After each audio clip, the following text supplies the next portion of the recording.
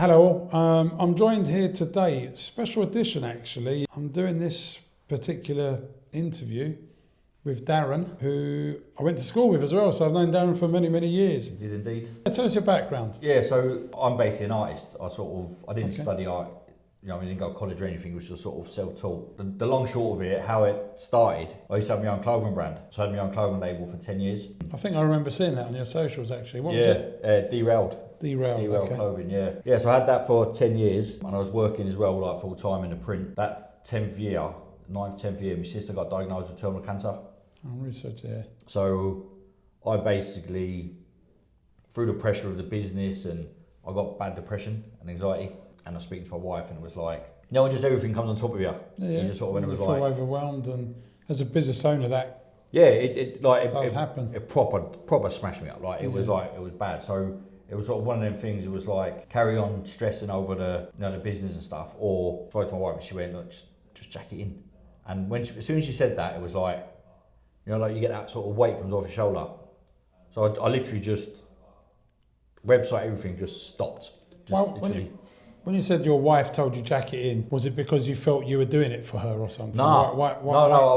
Why did it take your wife to say that for you to feel a sigh of relief? I think it's one of them, like, as a guy or a man or whatever, like, I didn't understand depression, anxiety. Do you know what I mean? If I'm being honest, I was not ignorant to it, but I didn't get it. It was sort of like, you see these people like committing suicide and you think, what's all that about? But when I was suffering with it, like, I was going to meetings with the clothing, to big meetings. Yeah. And I wasn't even there. I was there, but I wasn't, and I was coming home and I was just curling up and I was thinking, what is wrong with me? The pressure, I think the pressure was too much. There was too much demand. Yeah. And I think deep down, I sort of had not had enough of it, but deep down I'm thinking, I can't do this. Do you know what I mean? There's too much. I'm working full time. I'm doing this. I could have easily gone, I'll stop doing it. And then people go, you're just that. You know what I mean? You've done all this and you wasted time. But when Helen, my wife, said, just stop it. Just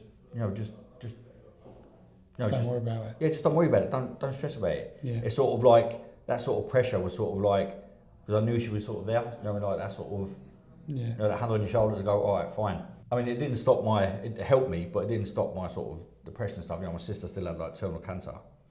So that then leads into Customised Unique, how Customised Unique started. So long story short, we went to Florida that year. My sister got diagnosed. And there was a guy selling hats on City Walk in Universal Studios, just outside. And he was airbrushing images on caps. And my nephew bought one, $30, wherever it was, 2 seconds work, and I thought, tell her, like, at the time I didn't even think about it. Yeah. Come home, carried on doing what we were doing, and then I had some hats, and I thought, I'm going to try and do that. I'm just going to not airbrush, but I'm going to just draw on them. So I drew on them, and then I ordered some other hats and drew. What did you use to draw? Just like fabric pens. Just fabric pens on white fronted trucker caps. Okay. And I had someone come out, had a little stall around the Scout Hutchers here. Okay. I only had about 10 hats, you know what I mean? And I was doing them while there, and I sold all of them. I was selling for like 10 each, and I made like 100 quid in like an hour, and I'm thinking, hang on a minute, there's something in this. There might be something here, okay. Yeah, and that's had a bit, and then obviously my sister passed away like 6 years ago. So that was sort of like, everything happens for a reason. Obviously I didn't want my sister to die for this to happen, you know what I mean? But if I hadn't got the pregnant, hadn't got the thing, and we hadn't shut the business down, and then, do you know what I mean? There's loads of compounds of what sort of happened. Darren, I want to know more about what you're doing. We'll come on to it in a moment. Yeah. One thing I do want to go back on though, because I think it's quite an important subject. You spoke about depression. Yeah. And obviously us two rough and rugged Enfield boys. Yeah. Not the nice part of Enfield for those watching, but not the posh part. We went to school together, obviously, and in the 80s, and there was kids. Back then they were probably known as naughty kids. There wasn't the labels you have these days with ADHD and autism and all the other labels that there are out there, and it was a bit of a taboo subject, wasn't it? Massively, yeah. That's quite important now, right? Yeah, God, yeah, I think it is, yeah. If there's people watching that feel the weight of the world on their shoulders, what's your advice? So I opened up to my wife, which was hard as it was, but then I opened up to my sister, who had the cancer, and then I just basically open up to everyone. Everyone's different. Do you know what I mean? I'm quite an open person. Do you know what I mean? If I've got something to say, I'll say it. Do you know what I mean? If I don't feel right, I'll tell you I don't feel right. So I was probably lucky where I was one of them people where I felt how I feel and wasn't right. You know, as a man with kids crying. You know what I mean? Every day and sort of. It's good to let it out sometimes. Mate, and do you know what? Sometimes it's like, it wasn't even like I wanted to let out, I just couldn't help it. It was just, you just feel low. And then you're looking at all these things like your sister's not well and like you think, why are you sort of getting upset? And she should be sort of, and then why is this happening? Why is that happening? Everything just comes along. So, I mean, advice-wise, I as hard as it is, it doesn't have to be someone you know or someone you're close to. It could be anyone. You know, you could be in the pub or you could be in the park or you could be in the gym or something, and just that first little thing, once you open up about it, it's amazing how many people actually relate to it. And you know what I'm saying? Isn't it interesting how in life as well sometimes you feel you can open up to a stranger more than someone you know sometimes? You can, 100%, yeah. Probably because you feel you're going to be judged less. And yeah, well, I'm still the same now. Yeah. And so we're clear again for people watching this, we're not doctors, we're not telling people how to cure depression.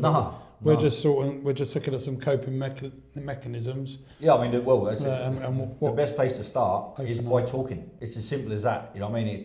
It's opening up to, if it is family, friends, or a stranger, or work, whoever it is. It's that first little step. Once you get over that first little step and you speak to someone, you do sort of feel that little bit of a weight go. Yeah. When I opened up to it, I spoke to colleagues at work and stuff, and I was amazed how many people were suffering the same, but didn't speak to anyone. But because I spoke to them, they were sort of going, "Oh, do you know what? Actually, I've not been feeling great lately," and And I said, "Look, just by us talking, will make a difference." Obviously, I went down the route of like counselling and medication and stuff, because it's one of them things like, again, taboo subject. You know what I mean? Certain things, but if it helps, it helps. I don't think I would be where I am today if it wasn't for family, friends. Hey, tell us about Customised Unique. So what happened was with that, when I come back from Florida and I started doing that. Before I started doing that, I went counselling, and she said, "What do you love doing?" And I said, "Oh, I don't know, I like drawing and my art." And she went, "Just do your art, it's like therapy." So that's what I started doing. So it all sort of like, so once I started drawing and doing my art, my mindset sort of changed. Do you know what I mean? I could focus on things. So then the hat started, just did one little fate, did another fate, started using the pens. Yeah. Then I thought, actually, started looking at some airbrush videos. I thought, I'm going to learn how to airbrush. So I self-taught myself. Started doing that, hats kept getting better. Then the process started getting better, quicker. And then, I've sold thousands of hats since then, which I then left my job and started this full time. Customised Unique, you're not just doing caps now, are you? No, so tell us a little bit more about your array. Tell the people watching, listening. Yeah, so we over the years we've evolved so much. So we did the cap, then we got into customising football boots and trainers. We did that for a few years, and then we stopped doing that. Then we started doing t-shirts and airbrushing sort of apparel. Then we dyed that off a little bit, and then something come up about a mural. And somebody said, "Oh, I use spray cans." I thought, I've never used spray cans in my life. Okay. So I started using spray cans, and it just come really natural. Okay. Yeah, and then I started doing these Disney sort of 3D sort of, like Pixar sort of murals, and I started getting known for, the sort of clean lines and.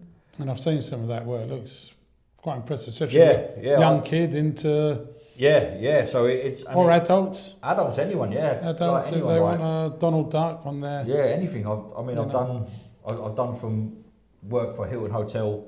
Okay. To like Waltham Cross underpass, did that. Kids' bedrooms, a couple of famous people, done their houses. Are you going to name drop? I can name drop one. I was going to go into that in a minute, like, because there's stuff happening at the minute. Yeah, so it's evolved where sort of things go around where it sort of goes full circle. Yeah. So now we're going back into like the apparel side of it with the kids' parties. It's so much involved in the business. It's so much involved in it. What happens in the kids' parties? So in a nutshell, you've got Customised Unique. Then outside that, you've got Customised Parties, Customised Apparel, Murals. So the parties is if you've got a child and you're having a kids' party, you can go on our website and you can basically order party packs. So if you're having a Mario themed party, you can order 10 hats. We will spray 10 hats with the images you want on the hats, and they can be personalised. Then the kids then colour them in at the party. So they come in packs with like pens, stickers, the caps. And then keeps them busy for an hour. Keeps them busy for an hour, yeah. And it's a lot cheaper than having an entertainer. Okay. Who would typically should contact you for a mural? Who what's the last 3 or 4 you've done? Who is it? So, what is it? Is it council? I mean, you mentioned the bypass. Yeah, so that's a council, right? I did the council, yeah. But that's sort of been a bit sort of dead in the water for a little while. You know what I mean? Especially in this around Broxbourne and that, they're sort of not very arty, cultural sort of. So who would call you for a mural? Anyone. So I mean I get businesses, shops, if they want something done in their shop, like a feature wall. If you had like we've done a lot of work for hospitals, Royal London Hospital in London, we've done a lot of work for them. Hotels, Hilton Hotel, done a lot of work for Hilton Hotel. And then you've got like your standard commercial businesses, you know, just sort of thing. Yeah. And then you've got like your homeowners who wants their kids' bedrooms done in a certain style, or the front room or the bathroom, or you know the usual sort of. Yeah. Most of our work is basically kids' bedrooms. You know, I mean that's how it started. That's where I started from, and then obviously the business come into it afterwards, where people get your name about and they go, oh, actually he's all right. We can use him. And do you work solo, Darren, or have you got people that work? I work solo, but I do have artists that I bring in on big projects if needed. That's happened a few times. So come on, who's this? You're going to name drop. So I'm working on something at the minute with Aston Marigold from JLS. We're hoping to have like a collection of 100 off hoodies that will be for their fans, for his fans, and then hopefully sort of like, you know, they'll be signed. They're all done by hand, airbrushed by hand, signed, certificate, packed, and then sent to them. But the idea is to bring it bigger. So we'll be working as a team to sort of try and get other artists involved. Okay. So just say Eminem. Eminem wanted something, and we approached, the business was there, and we could approach and say, look, this is our business concept, this is what we do. We can do 100 off, your fans can buy them, the one-offs, and then we... Like a limited collection type thing? Basically limited editions, yeah. Okay. Basically like no prints, nothing, all genuinely hand-sprayed images of... So it'll be one image, you know what I mean, of Aston, and then 100 of his fans will go, I want that. And then them lucky 100 fans. And then if they sold, we could probably do another drop of something else. And then the idea is to get not just artists or singers, but it could be footballers, it could be sports stars, you know what I mean? TV personalities. So that's something we're looking at in a minute. Tell me a little bit. So you've got different arms of your business. Yep. Which is your favourite? If I'm being honest, I have different ones every other week. It's really weird. I love the customising the apparel, the hoodies and stuff, and like the kids' tracksuits and stuff. I love doing all that because I'm in my studio and I'm settled. I mean, everything's there. My airbrushes are here, my paints are here, my music. Everything is where I want it to be. What type of music? It's country and western. Country and western. Yeah. If I'm painting, I love anything. Yeah. Do you have different music for different? No, I'll listen to anything, but if I'm painting, it's Johnny Cash. Customised Unique, growing the brand, expanding different areas. Yep. What does the next 3 to 5 years look like? So the plan is to try and dwindle out all the little bits and pieces. I might get one t-shirt here, one t-shirt there, like really different designs and stuff like that. The website is the future with the apparel and the parties. That's where I want to take the business. Okay. The murals could probably slowly just still do them, but not feature, like not push as much as I have, because they're not consistent. Okay. Do you know what I mean? So like... But it's something you could still do. If anyone reached out... Yeah, I'd 100% still do them, but it's sort of like there's better prospects in the apparel side of it, like with the customising the kids' tracksuits, the hoodies, you know, the stuff like with Aston, if that goes. Party side of it, getting into companies and businesses, Power League or these big jump places, and that can buy that product. That's where I'd love to take it. Yeah. In 5 years' time, sitting on a yacht in the middle of the ocean somewhere would be quite nice. Yeah. So the idea is to get this get everything up and running, or have a shop that would be used as an office, a training facility, Okay. where you can come in and buy stuff and stuff like that. But Yeah. then what I want to do is I want to train vulnerable kids who are like just kids who need that sort of bit of direction. Okay. So there's a process happening at the minute for that where we're looking to do after school clubs and teach kids how to airbrush. The idea is to hopefully find a couple of kids that, I know they're only going to be young kids, but a couple of kids that will sort of look at that and go, that's the path I want to go down. Because at the minute I'm the only one who does it, so it's a bit hard for me if someone says I want 100 hats, then I'm working harder, or if I want 100, I'm working harder, Yeah. whereas I'd love to be able to have somebody doing that Okay. in the shop. If I was to have a hub in Cheshunt, Okay. get the council involved, have something that will bring the kids off the streets and actually trying to teach them something rather than the usual. Hang around. Yeah, and where I think this is really unique. You know what I mean? There's nowhere where kids can go to learn to airbrush Yeah. or paint or spray can or stuff like that. Do you know what I mean? Yeah. So that's Okay. probably the 5-year plan, yeah. That's a bigger plan. Darren, what's your top tips like for any budding business owners? What's the 3 top tips for a business owner that you would give out if someone's watching today? Take a risk. Use your instincts more than a lot of things. I mean, in my time, like, I've taken a lot of risks. I took a massive risk with the clothing brand. I've taken a lot of risks with what I'm doing now. Everyone's different. Yeah. Do you know what I mean? Everyone has different mindsets. Do you know what I mean? A lot of people are happy in a 9-to-5 job. Do you know what I mean? Getting salaried, paying the mortgage, going out on the weekend, getting the clothes, knowing what their income is, Yeah. knowing what their So number 1 you said is take a risk. take a risk. Number 2.